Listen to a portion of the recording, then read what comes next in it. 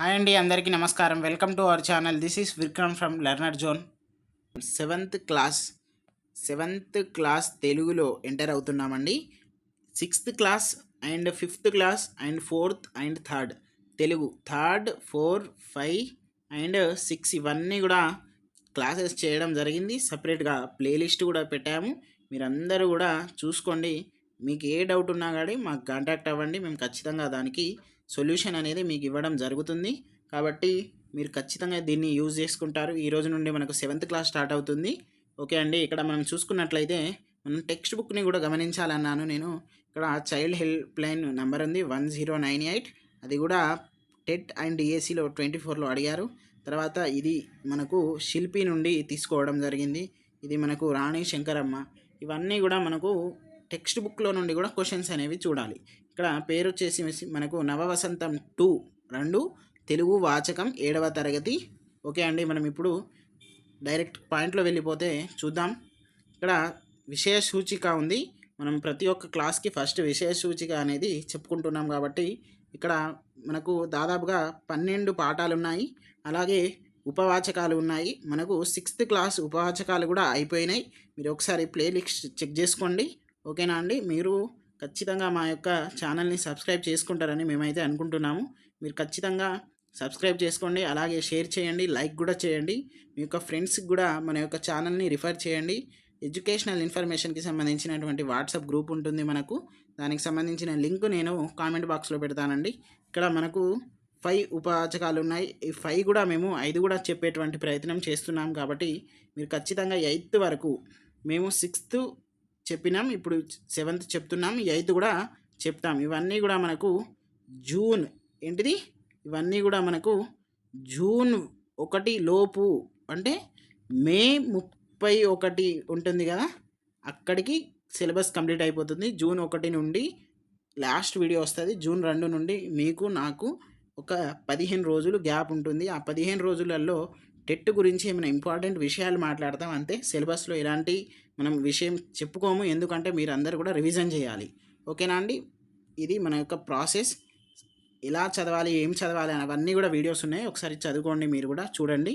మనం ఇక్కడ ఫస్ట్ లెసన్కి వెళ్ళినట్లయితే ఏంటిది, ఫస్ట్ లెసన్ వచ్చేసి పాఠం చదువు. దీనికి రాసినటువంటి కవి ఎవరు అంటే కొరవి గోపరాజు. దీని నుండి మనకు టెట్ 2025లో అడిగినటువంటి క్వశ్చన్ ఏంటిదంటే, ఈ మనకు ఇది కథాకావ్యంకి, అంటే దీని యొక్క ప్రక్రియ కథాకావ్యం, ఆ ప్రక్రియ అనేది అడిగారు. అది ఎట్లా అడిగారు అనేది మీకు ఇప్పుడు చూపెడతాను నెక్స్ట్. ఓకే అండి, ఇక్కడ చూసుకున్నట్లయితే చదవండి, ఆలోచించి చెప్పండి. ఇదేంటిది, మనకు ఒక పద్యం ఇచ్చారు, దీనికి సంబంధించింది అది మీరు చదవండి. దానికి సంబంధించినటువంటి అర్థాలు అనేవి మీరు రాసుకోండి. ఓకేనా అండి, మేము ఓన్లీ ఇంపార్టెంట్ పాయింట్స్ చెప్తాం కాబట్టి నెక్స్ట్ మనం వెళ్ళిపోదాం. ఇక్కడ ప్రశ్నలు ఉంటుంది, ఇట్లా దీనికి సంబంధించింది ఇక్కడ ప్రశ్నలు ఉంటాయి. ఇక్కడ దానికి సంబంధించి మీరు చూసుకోండి. ఇక్కడ పాఠం నేపథ్యం లేదా మనం ఉద్దేశం చూసుకున్నట్లయితే, ఒకప్పుడు ఉజ్జయిని రాజ్యానికి రాజు ఎవరు, విక్రమార్కుడు. ఉజ్జయిని రాజ్యానికి రాజు విక్రమార్కుడు. అతని తర్వాత కాలంలో భోజరాజు ఆ రాజ్యాన్ని పరిపాలించాడు. భోజరాజు విక్రమార్కుని కథలు అనేకంగా వినేవాడు. ఆ కథల్లో కమలాకారుని కథ ఒకటి. కమలాకారునికి చదువు పట్ల ఎటువంటి ఆసక్తి లేదు. తండ్రి త్రివిక్రముడు చదువు గొప్పతనాన్ని తెలుపుతూ కొడుకును మందలిస్తాడు. మందలించిన విధానం, కమలాకారుడు మారిన పద్ధతి ఈ పాఠంలో ఉన్నది. చదువు యొక్క ఆవశ్యకతను తెలియజేయడమే ఈ పాఠం ఉద్దేశం. ఉజ్జయిని రాజ్యానికి ఫస్ట్ ఎవరు, విక్రమార్కుడు. ఓకే, విక్రమార్కుడు తర్వాత ఎవరు, నెక్స్ట్ సెకండ్ భోజరాజు. ఇలా మనకు చూసినట్లయితే దాంట్లో మనకు మెయిన్ థీమ్ ఏంటిది, తండ్రి త్రివిక్రముడు, కొడుకు కమలాకారుడు. ఓకే, కమలాకారుని చదువు పట్ల ఎట్లా ఆసక్తి కలిగింది, అతను మారినటువంటి పద్ధతి ఏంటి, ఆ తండ్రి చెప్పినటువంటి గొప్ప విషయాలు ఏంటివి, చదువు యొక్క ఇంపార్టెన్స్. ఇదేంటిది మనకు ఇంపార్టెన్స్ అన్నట్టు. అసలు ఇది ఏంటిది అనేది మనం ఈ లెసన్లో చూద్దాం. ఓకేనా అండి, మీరు ఖచ్చితంగా టెక్స్ట్ బుక్ చదవాలి. నేను టెక్స్ట్ బుక్ చదివి చెప్తలేను, మీకు ఇక్కడ చదివిస్తలేను, జస్ట్ ఇంపార్టెంట్ పాయింట్స్ మాత్రమే చెప్తున్నాను. ముఖ్యమైనటువంటివి అవి కూడా టెట్ డిఎస్సి పాయింట్ ఆఫ్ వ్యూలో మాత్రమే ఉపయోగపడేటివి చెప్తున్నాను, అన్నీ చెప్తలేను. కాబట్టి అంటే అన్నీ చెప్తలేను కాదు, మనకు ఏదైతే మార్కుకు అవసరమో అదే చెప్తున్నా, టెక్స్ట్ బుక్ని ఎక్స్ప్లెయిన్ చేస్తలేను. ఓకే, నెక్స్ట్ ఇక్కడ పాఠ్య భాగ వివరాలు చూసుకున్నట్లయితే ఈ పాఠం కథాకావ్యం ఏంటిది, కథాకావ్యం ప్రక్రియకు చెందినది. Okay, important bit, previous bit. Okay, next వివిధ కథల సమాహార కావ్యం కథాకావ్యం. దీనిలో వస్తువు ప్రధానం. కథాకావ్యంలో ఏంటిది ప్రధానం, వస్తువు ప్రధానం. రమణీయ కథన విధానం కలిగిన కావ్యమే కథాకావ్యం. నీతిని, వ్యవహార దక్షతను, కావ్య కుశలతను, ఉత్తమ గుణాలను పెంపొందించే కథలు ఇందులో ఉంటాయి. ఓకేనా అండి. నెక్స్ట్ ఇక్కడ మనకు కొరవి గోపరాజు రచించిన సింహాసన ద్వత్రింశిక. నేను ఎందుకు అట్లా చెప్తున్నానంటే మీకు అర్థం కావడానికి ఒక 2 సార్లు మెల్లగా ప్రొనౌన్సియేషన్ చెప్తున్నాను. మిస్టేక్స్ అనేవి మానవుడు చేస్తాడు, నేనైనా నువ్వైనా భగవంతుడు కూడా మిస్టేక్ చేస్తాడు. కాబట్టి మీరు మిస్టేక్స్ మీద దృష్టి పెట్టకండి, మీకు కంటెంట్ మీద పెట్టండి. ఓకేనా. నెక్స్ట్ చతుర్థ శ్వాసంలోని కథ ఏంటిది, కొరవి గోపరాజు రచించిన సింహాసన ద్వత్రింశిక చతుర్థ శ్వాసలోనిది కథ. ఓకేనా. భోజరాజుకు 9వ సాలభంజిక ఈ కథను చెప్పింది. 9వ సాలభంజిక ఎవరు, ఈ 9వ సాలభంజిక అట భోజరాజుకు ఈ కథ చెప్పింది. ఏం కథ అంటే కమలాకారుని కథ. ఓకే, ఇది ఎక్కడి నుంచి, కొరవి గోపరాజు రచించిన సింహాసన ద్వత్రింశిక ఏంటిది, సింహాసన ద్వత్రింశిక చతుర్థ శ్వాసంలోనిది కథ. ఓకేనా. ఇక్కడ క్వశ్చన్ ఎలా అడిగారంటే ఒకసారి వినండి.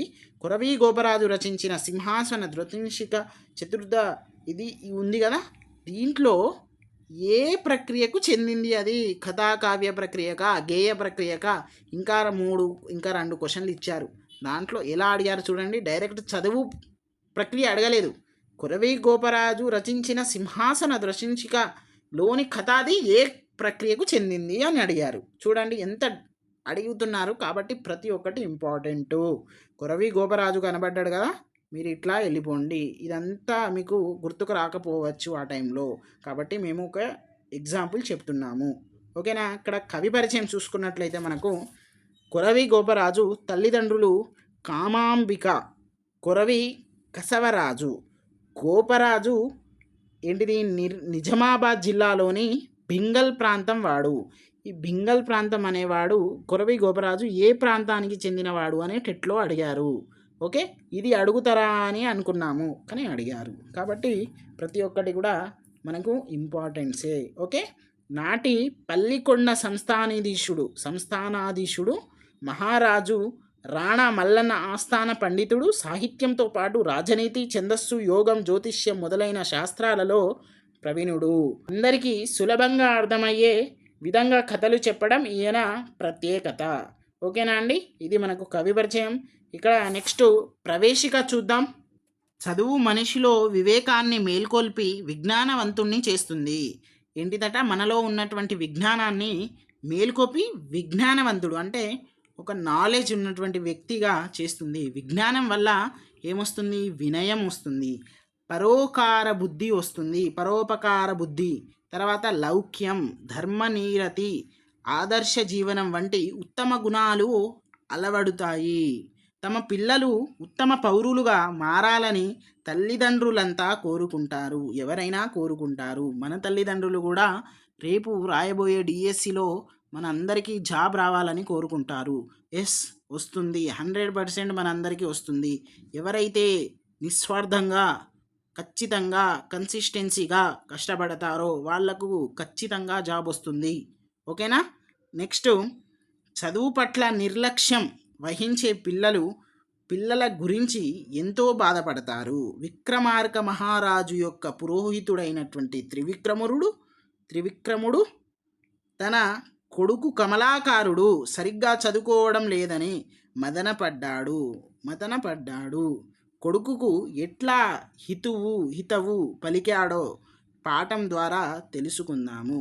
కొన్ని ప్రొనౌన్సియేషన్లో అటు ఇటు అయినటువంటి వర్డ్స్ నేను మళ్ళీ ఎక్స్ప్లెయిన్ చేస్తున్నాను కాబట్టి మీరు మంచిగా అర్థం చేసుకోవాలి. ఓకే, హితవు అనేది మీకు ఇది హోంవర్క్. ఓకే, ఇది మీకు దీని యొక్క అర్థం మీరు తెలుసుకోండి. ఓకేనా, మిగతా వాటి గురించి నేను చెప్తాను.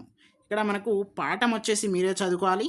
పాఠము దానికి సంబంధించినటువంటి అంటే పద్యాలు, తర్వాత మనకు ఇవన్నీ కూడా మీరు చదివితే మీకు ఈజీగా అర్థమవుతాయి.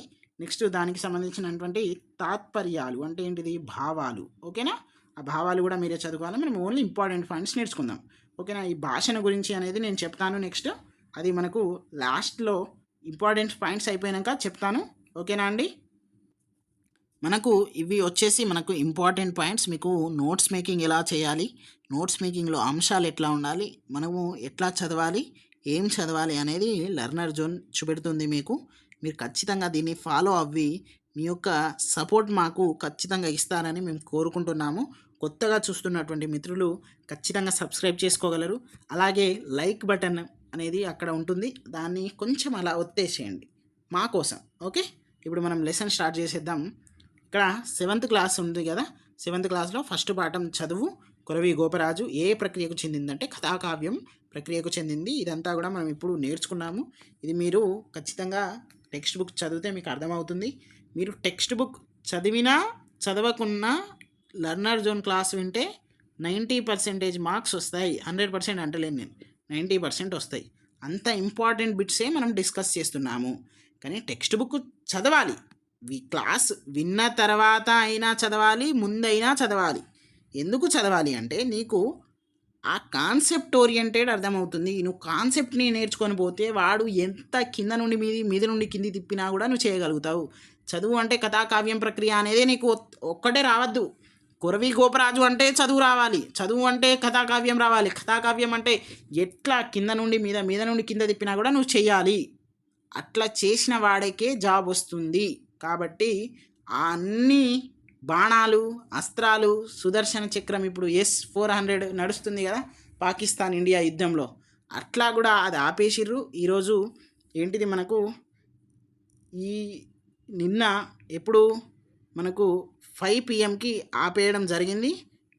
ఓకేనా, 10 నిన్న డేట్ 10, ఈరోజు 11. ఓకేనా, ఇట్లా ఆపేయడం జరిగింది. దాది కూడా మనకు జీకేలో వస్తాయి, అవన్నీ కూడా మనకు వాట్సాప్ గ్రూప్లో వస్తాయి. కాబట్టి మీరు అన్నీ కూడా దీంట్లో నేర్చుకోవాలి. సరే, మనం టాపిక్లో వెళ్ళిపోదాం. ఇవన్నీ కూడా ఉంటాయి. ఉజ్జయినికి రాజు ఎవరు, విక్రమార్కుడు. తర్వాత రాజు ఎవరు, భోజరాజు. ఓకే, కమలాకారుడు అంటే దాని యొక్క అర్థం ఏంటిది, మనకు కొడుకు, కుమారుడు. ఓకేనా, ఇతనికి చదువు రాదు, నేను ఇట్లా పెట్టుకున్నాను. తర్వాత కొరవి గోపరాజు రచించిన ఇది సింహాసన ద్వత్రింశిక, తర్వాత దానికి సంబంధించినటువంటి కథలోనిది. తర్వాత ఈ కథకు ఎవరు, భోజరాజుకు ఎవరు చెప్పారంటే ఇట్లా ఏమని గుర్తుపెట్టుకోండి అంటే 9 అని గుర్తుపెట్టుకోండి. 9వ సాలభంజిక ఈ కథను చెప్పింది. ఎవరికి చెప్పింది, భోజరాజుకు చెప్పింది. ఓకే, ఇప్పుడు మనము డైరెక్ట్ వెళ్ళిపోదాం, మీకు టైం వేస్ట్ అవుతుంది. ఓకే, ఇక్కడ చూద్దాం. విక్రమార్కుని మంత్రి ఎవరు అంటే భట్టి. ఓకే, సైన్యపాలి ఎవరు, గోవింద చంద్రుడు. పురోహితుడు ఎవరు, త్రివిక్రముడు. త్రివిక్రముని కొడుకే కమలాకారుడు. ఓకేనా, నెక్స్ట్ దస్కరులు అంటే ఎవరు, దొంగలు. మీకు ఇప్పుడు డైరెక్ట్ పాయింట్లో వెళ్ళిపోయినాం మనం, మీరు కూడా వచ్చేసేయండి నాతోటి. ఓకే, కాశ్మీర దేశంలోని చంద్రకేతుడు అనే ఉత్తమ బ్రాహ్మణ గురువును చేరి సేవ చేశాడు. ఎవరు సేవ చేశాడు అనేది క్వశ్చన్. ఎవరు, కమలాకారుడు చేశాడు. ఓకేనా, అది కమలాకారుడా కమలాకారుడు కాదా అనేది మీరు టెక్స్ట్ బుక్ చదివితే తెలుస్తుంది. ఓకేనా, నెక్స్ట్ ఇక్కడ అర్థాలు ఉన్నాయి కొన్ని పాఠంలోని. ఇక్కడ శృంగాలు అంటే ఏంటిది, కొమ్ములు. ద్వంద్వ అంటే ఏంటిది, 2. మనం ఇప్పటి వరకు ద్వంద్వ సమాసం నేర్చుకున్నాం కదండి 6th ఎండింగ్ వరకు. ఈ 7th క్లాస్లో మనకు ద్విగు సమాసం ఇంకా తత్పురుష సమాసం కూడా ఇంకా హయ్యర్ స్టడీస్లో వస్తాయి. ఓకేనా, తృణం అంటే గడ్డి. ఇది మనకు టెట్లో అడిగినటువంటి ప్రీవియస్ క్వశ్చన్. అలాగే ఇక్కడ ఇంకొక ప్రీవియస్ క్వశ్చన్ ఏంటిదంటే వక్రము అంటే ఏంటిది, ముఖము. లేక